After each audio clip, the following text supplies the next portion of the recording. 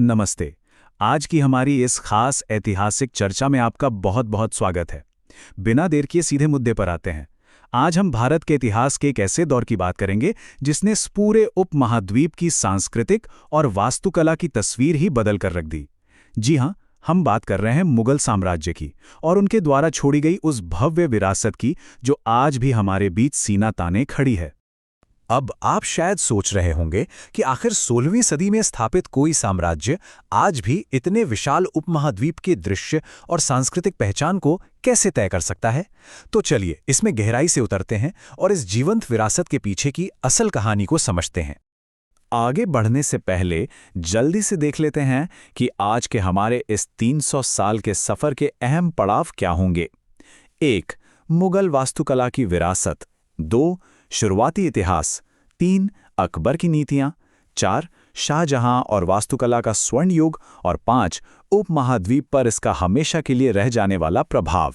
तो शुरू करते हैं हमारे पहले हिस्से से, मुगल वास्तुकला की विरासत। इन ऐतिहासिक स्मारकों की भव्यता को समझने से पहले जरा इस बात पर गौर करते हैं कि वो साम्राज्य आखिर था कितना विशाल जिसने इतने बड़े पैमाने पर निर्माण को मुमकिन बनाया। अब देखिए, यहाँ जो बात सबसे दिलचस्प है वो है इसका पैमाना। 1700 के आसपास जब ये साम्राज्य अपने चरम पर था तो ये करीब 44 लाख वर्ग किलोमीटर में फैला हुआ था। मतलब सोचकर देखिए कि ये कितना विशाल था।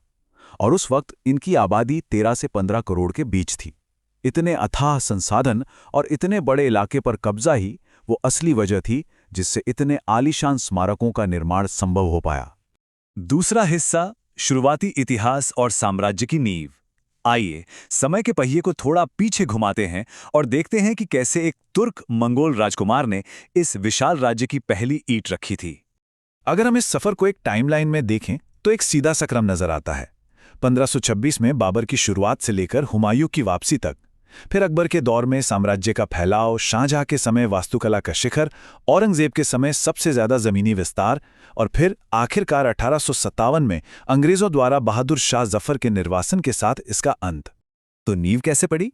बात है 1526 की पानीपत की पहली लड़ाई की, जब बाबर ने इब्राहिम शाह लोदी को हराया था।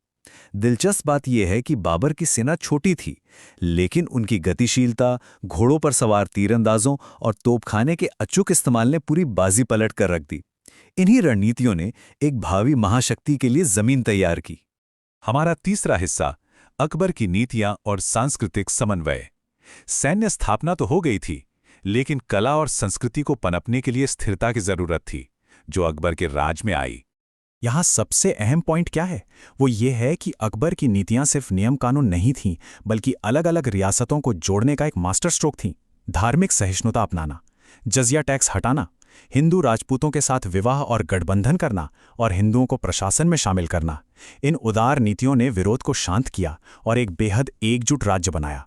और हाँ, उनका जो उपज के 5वें हिस्से वाला कृषि कर यानी एग्रीकल्चर टैक्स का सिस्टम था, उसने राज्य को आर्थिक रूप से बहुत मजबूत किया। आगे बढ़ते हैं चौथे हिस्से पर, शाहजहां और वास्तुकला का चरम। अब हम 17वीं सदी के मध्य में आ गए हैं। ये वो दौर था जब साम्राज्य की अपार संपत्ति को उसकी सबसे खूबसूरत और मशहूर दृश्य विरासत में बदल दिया गया। ताजमहल, बिल्कुल, इस दौर की बात हो और इसका जिक्र ना हो ऐसा तो हो ही नहीं सकता। शाहजहां को एक बेहद समृद्ध साम्राज्य विरासत में मिला था। 1630 से 1653 के बीच फारसी वास्तुकार उस्ताद अहमद लाहौरी ने इसे आगरा में मुमताज महल के मकबरे के रूप में बनाया था। ये सिर्फ एक इमारत नहीं है, बल्कि दुनिया की वास्तुकला का सिरमौर यानी क्राउन ज्वेल माना जाता है। लेकिन यहाँ समझने वाली बात यह है कि ताजमहल और दूसरी इमारतें महज पत्थर के ढांचे नहीं हैं। ये इंडो पर्शियन यानी हिंद फारसी सांस्कृतिक समन्वय का सबसे बेहतरीन जीता जागता उदाहरण है। इनमें हमारी स्थानीय भारतीय परंपराओं को फारसी, तुर्की और मध्य एशियाई शैलियों के साथ बड़ी ही खूबसूरती से पिरोया गया है।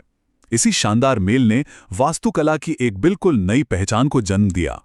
हमारा पांचवां और आखिरी हिस्सा, उपमहाद्वीप पर स्थायी प्रभाव। मुगल साम्राज्य आधिकारिक तौर पर 1857 में खत्म तो हो गया, लेकिन अब हम देखेंगे कि कैसे उनकी विरासत आज भी हमारे भूगोल और जीवन का हिस्सा बनी हुई है। और ये बात बड़ी आसानी से समझ में आती है जब हम इन विशाल ऐतिहासिक स्थलों के फैलाव को देखते हैं। भारत में आगरा का ताजमहल और दिल्ली का लाल किला, वहीं पाकिस्तान में लाहौर का किला और शालीमार बाग। भले ही आज ये अलग अलग देशों में बटे हुए हैं, लेकिन ये साझा इतिहास आज भी आधुनिक दक्षिण एशिया को एक ही सांस्कृतिक धागे में बांधता है। और जानते हैं, ये प्रभाव सिर्फ इमारतों तक सीमित नहीं रहा। इसने एक बिल्कुल नई भाषा को भी जन्म दिया, उर्दू। जब संस्कृत पर आधारित स्थानीय हिंदी शब्दावली में फारसी, अरबी और तुर्की के शब्द मिलने लगे, तो उर्दू ने आकार लिया। सैन्य और संस्कृति के इस मेलजोल से जन्मी ये भाषा आज भी हमारे मीडिया, शहरों और रोजमर्रा की बातचीत में एक खास जगह रखती है। तो अगर हम इस पूरी विरासत को समेटें, तो आज हमारे पास क्या बचता है? वही अनूठी मिलीजुली वास्तुकला, हमारी प्यारी उर्दू भाषा, खूबसूरत लैंडस्केप बागवानी की परंपराएं, और हाँ, वो लजीज मुगलई और फारसी प्रभाव वाला खाना।